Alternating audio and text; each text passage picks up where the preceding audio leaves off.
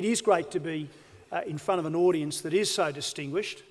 And may I say, ladies and gentlemen, it's always a thrill to come along and speak at these CEDA events, because this is where you see real thought leadership and policy leadership, and it's always great to be here and engage, and I really welcome the opportunity. Today, in dealing with the topic of the state of the state, I want to go on a bit of a journey.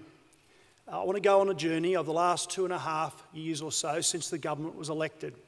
And I want to firstly map out where we were 2.5 years ago. I'm then going to talk about the present, what we have achieved as a government for Queenslanders.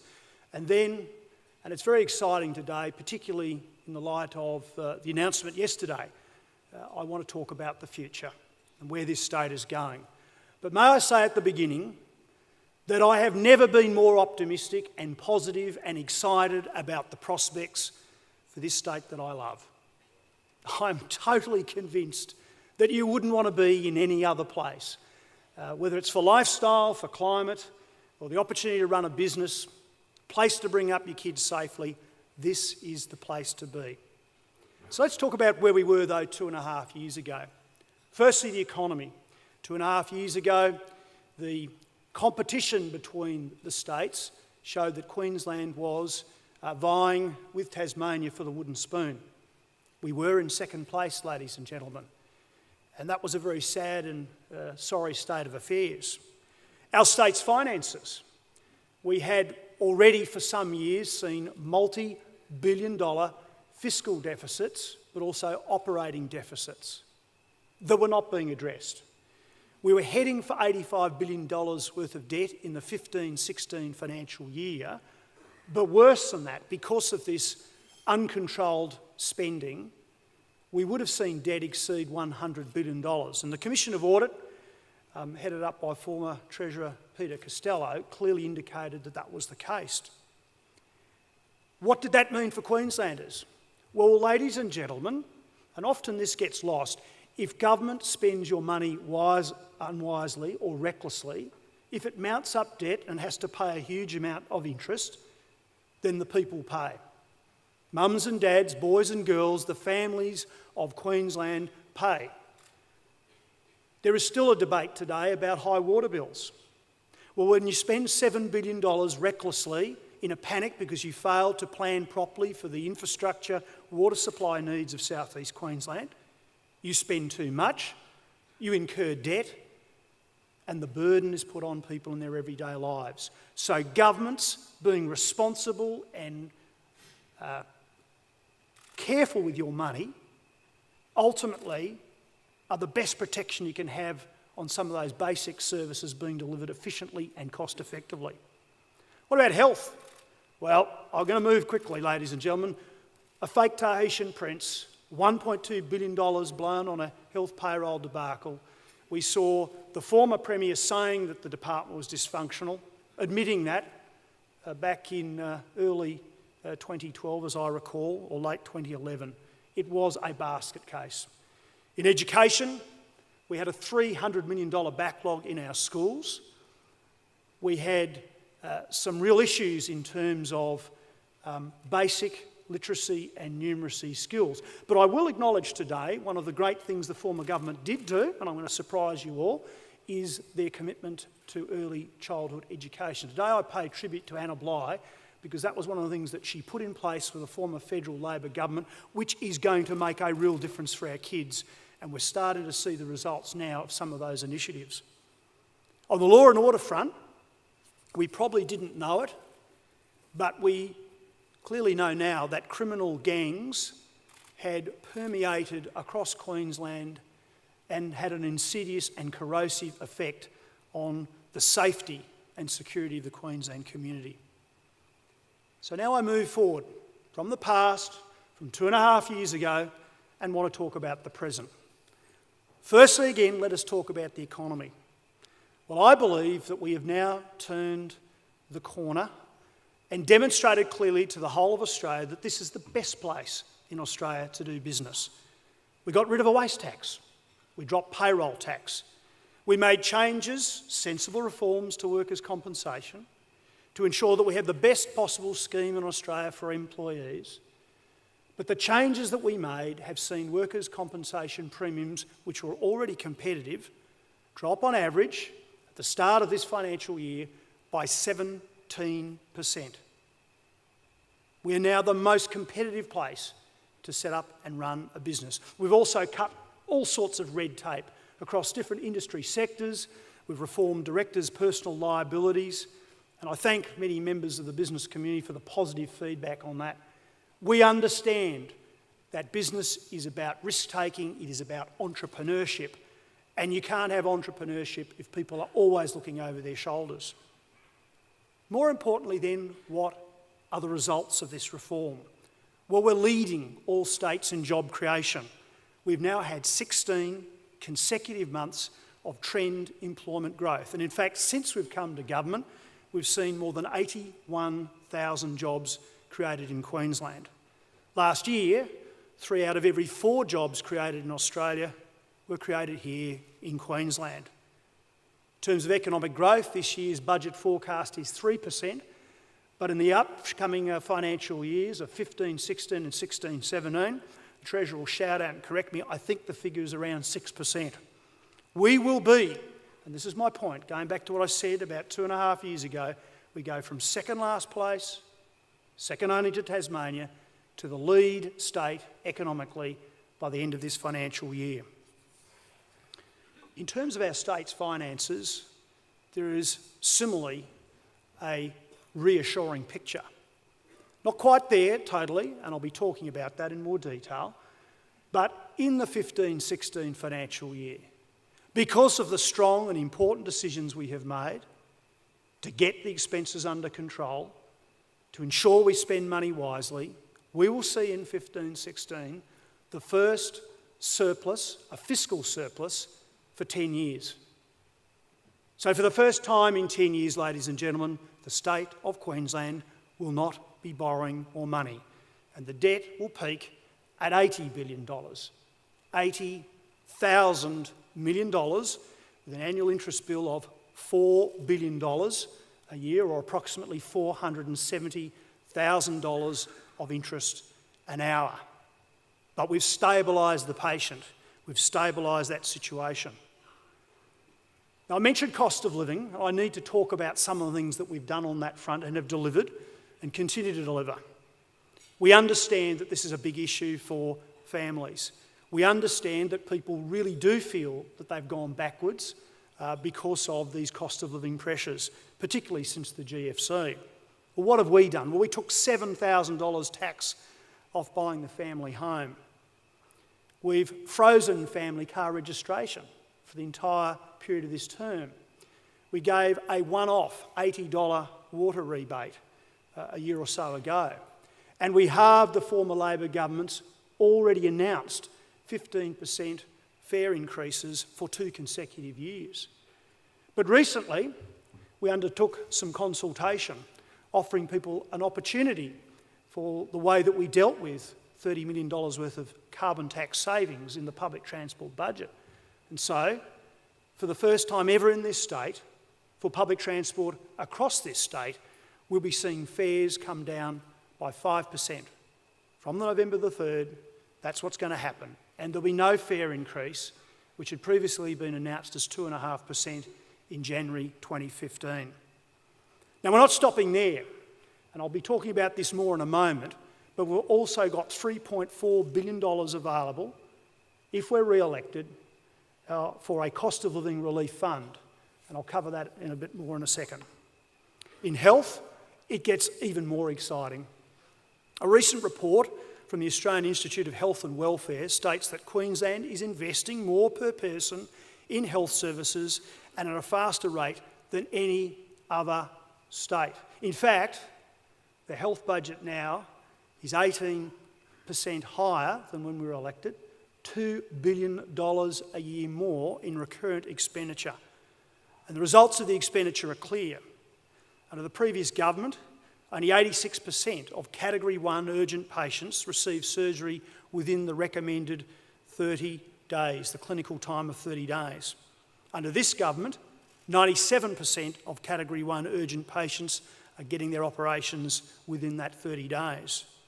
Emergency department waiting times are shorter than ever before, and our median wait time for elective surgery of 28 days outperforms the national average of 36 days.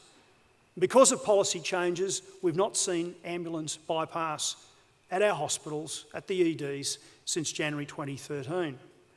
The final thing I'll mention is that if we go back 18 months or so, there were 62,500 Queenslanders who'd been waiting for more than 2 years for public dental treatment, and now we've essentially got that list down to 0.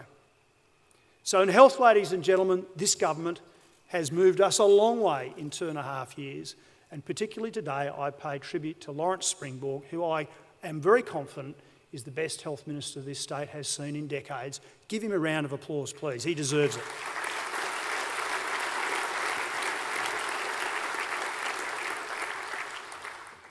To turn to education, I reflected before on the initiatives of the former government in terms of early childhood, and getting kids to kindergarten, I think, has been critically important.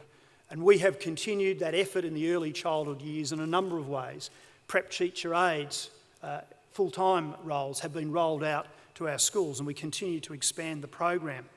We have a thing called the Great Results Guarantee, ladies and gentlemen, which is seeing this financial year $131 million of federal money going directly to schools, and the schools themselves guaranteeing to the parents that they will get their kids to the minimum standard for literacy and numeracy, or they will clearly document how they intend to do that.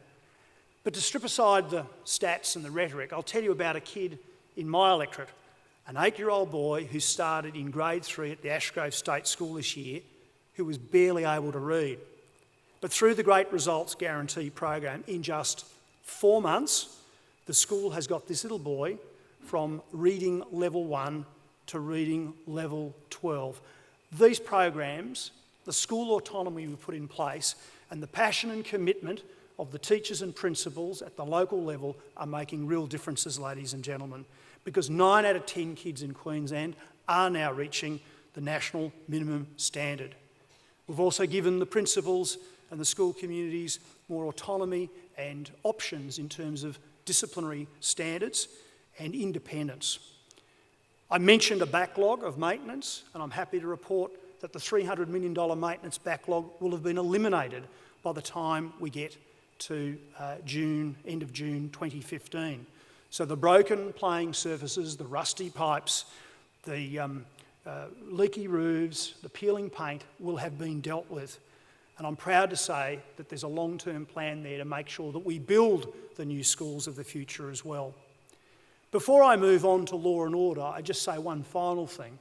Looking forward, we've just had an education summit at the Gap State High School, where we've brought principals and teachers, academics, members of the community, parents of course, and unions to come up with a 30-year plan for education.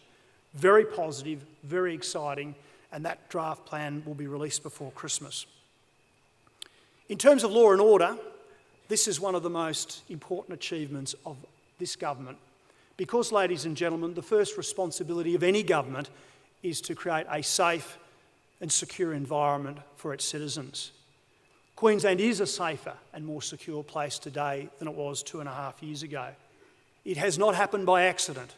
It's happened because there are today around 900 extra police. That's the net increase in the size of the police service. They have better, stronger laws. They have new technology like iPads and eyes in the sky with helicopters. We've set about making this the safest place in Australia to enjoy a great night out with our Safe Night Out strategy, which has just kicked off. And it's tackling alcohol and drug-related violence on the streets of Queensland with a strong program of education in our schools.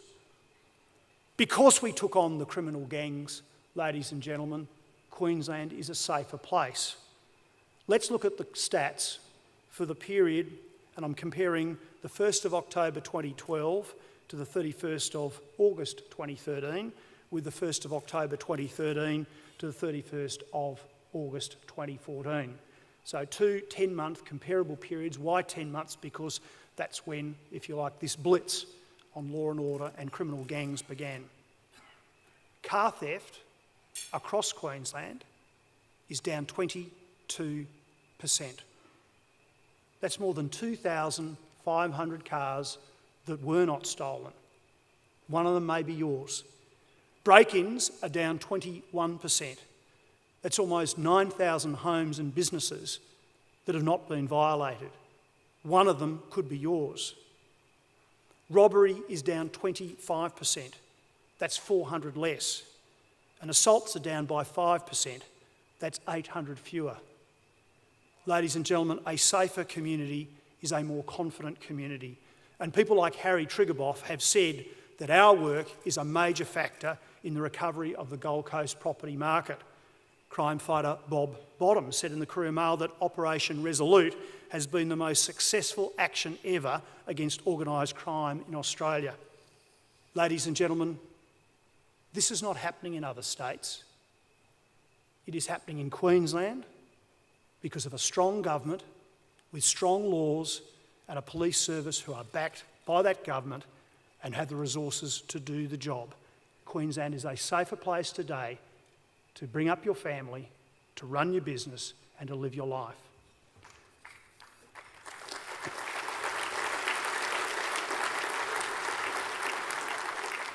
Ladies and gentlemen, the notes in front of me have me now talking about infrastructure and what's been going on recently, but I'm going to avoid that and move on. You could ask me a question about that because I particularly now want to talk about the future in the time remaining, and I need to wind up.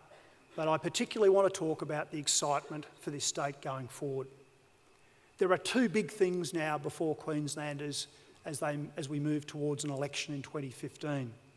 The first thing is that Queensland now has a plan for the next 30 years. And it's the plan that was created by Queenslanders. It's not Campbell Newman's, it's not the LNP's, it's the Queensland plan that 80,000 men and women, boys and girls participated in creating. It sets out the sort of Queensland that we want to have in 30 years' time. It has targets and goals that are bold and audacious and set us apart from any other state. For example, we have, as a community through the plan, said that we want to have no gap between the health outcomes for Indigenous peoples and the rest of the community. That we want to have the same level of education achievement between all parts of the community. And it sets out the sort of economic outcomes and drivers, as well as a very strong commitment to regionalisation. For example, the plan says that over the next 30 years, government must develop policies and implement them to double the population of Queensland outside southeast Queensland. It is a very exciting document. People in this room have been involved, but if you haven't been involved or haven't seen it, I'd urge you to download it from the internet, have a good look, because it provides fantastic guidance for you, your business, the non-government organisation, your charity or whatever, or your peak group. It provides guidance that this government will be using to take the state forward. The Queensland Plan is being legislated. It will be a requirement that all government departments and local government look to the plan and do everything they can to implement the aspirations of Queenslanders. What I say is this, ladies and gentlemen, this is a powerful thing for Queensland. No other state has it. The Commonwealth don't have it. We have a vision, a plan, and strategies, goals and targets to take this state forward like no other. The final thing I wanted to talk about was what I'd call a medium-term item, and that is the big announcement that we made yesterday about the way that we will fund some of the things that this state needs going forward. Yesterday, I was delighted to have the Treasurer come to Cabinet and present our final Strong Choices plan. Some months ago, the Treasurer had put out a draft plan which talked about the sale or the lease of some assets and a hybrid model where we invited the private sector to invest in the poles and wires and transmission businesses in the electricity sector. Well, after some months of consultation, after a lot of listening and soul-searching and debate, we released yesterday our final plan. We took it to Cabinet And then, because it is such a momentous and important decision, we took it to our party room. Over 70 LNP members, men and women, considered the Treasurer's presentation, and then I'm delighted to report, voted unanimously to get behind the plan. So what is it? Well, if the government I lead is re-elected in 2015, this is what we will do, ladies and gentlemen. We propose to lease a number of government-owned corporations, the assets of the people of Queensland. We propose to lease them for 50 years with options to renew for 49.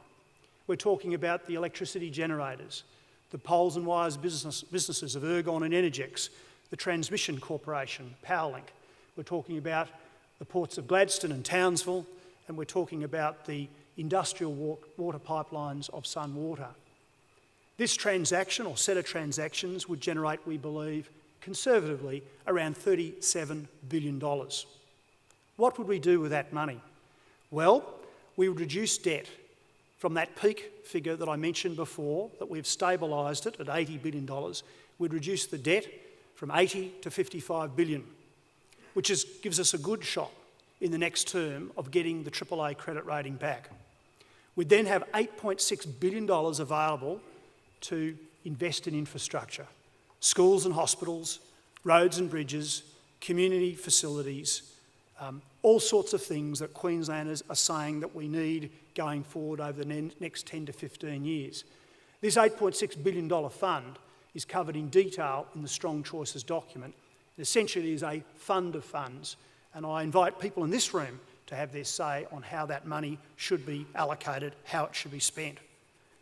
The other thing we announced yesterday, though, is that there'll also be $3.4 billion available for a cost of living fund. This money will be set aside, solely dedicated to lowering the cost of living for Queenslanders. In coming weeks, the government will have more to say about how we'll use this fund, but I can make this guarantee. Firstly, the expenditure of this money will be in a fiscally, economically and politically responsible manner. I guarantee people that.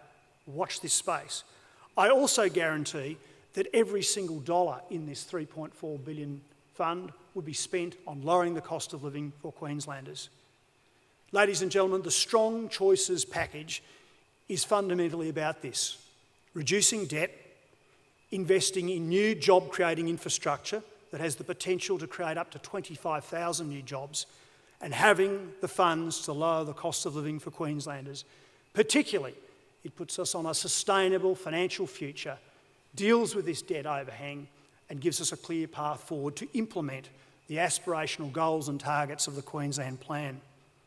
The final point I make, ladies and gentlemen, is that we're seeking a mandate to do this. We're not surprising people. We're being upfront and open and courageous, if you like, about the way forward. We're not selling assets, we're leasing assets, and we're delivering a whole lot of value in this process.